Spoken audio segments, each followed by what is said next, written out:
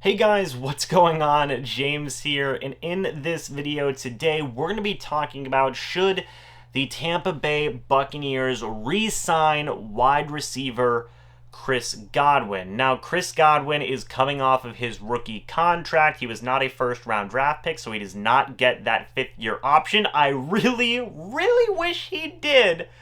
But he is obviously with an expiring contract now, and the Tampa Bay Buccaneers are now tasked with should they or should they not re-sign him. Now, Chris Godwin finished the year with 12 games played, all of them being starts, 65 receptions, 840 yards, and 7 touchdowns throughout the regular season, and he made a few plays here and there in the playoffs as well. And this one is so tough because Chris Godwin is so good. He had 1,333 yards in the previous season with 9 touchdowns, and then the year before that, he had around 850 receiving yards and 7 touchdowns. So he's been great throughout his entire career, minus his rookie season where he didn't get to play a ton, but he still had over 500 receiving yards playing in all 16 games, but starting only 2.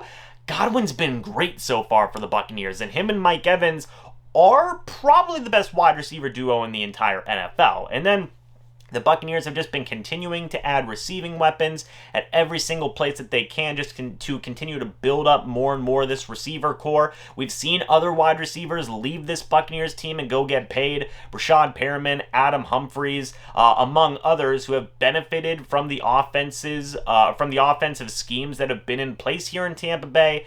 They've been getting some receiving targets. They've been getting some good stats, and then they take those stats, they go into free agency, and then they make some big money.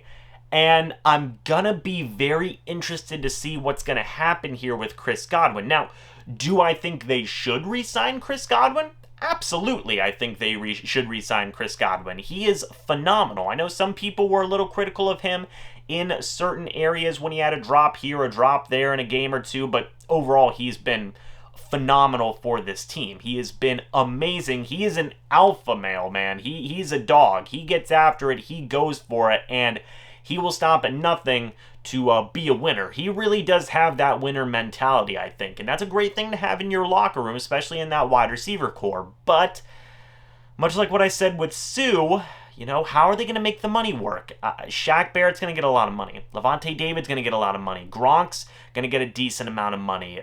And I've already talked about Sue and how the fact they can't pay everybody. Can they pay Chris Godwin? I don't know. If he goes into free agency, there's a legitimate chance he will be the highest paid wide receiver in the NFL. I don't really think that there's a doubt about that.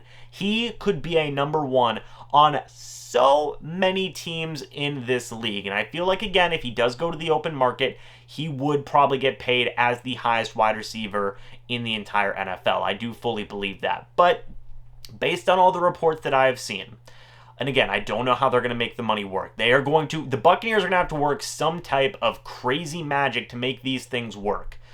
But based on all the things that I've seen in terms of reporters on social media talking about it, they're pretty much saying that if the Buccaneers can't come to a long-term deal with Chris Godwin, then the franchise tag is very much in play. Now, there have been some cryptic things on social media. Chris Godwin saying, hey, thank you, Tampa Bay, love the city, da-da-da-da, and usually players only say that when they're leaving, but, it could just be a sentimental thing, it could just be that. But, man, this is so tough. I do usually lean in line with the reporters when they say, hey, this is going to happen, they're probably going to re-sign Chris Godwin to a long-term deal, and if not, the franchise tag, and I think I will do that for this scenario. I do think that Chris Godwin will be back with the Tampa Bay Buccaneers. If they can't come to some long-term extension with Godwin, I think that the franchise tag would probably be applied there. And to be honest, it would be a discount at this point to apply the franchise tag onto Chris Godwin. I believe the franchise tag for wide receivers is around $15-16 million.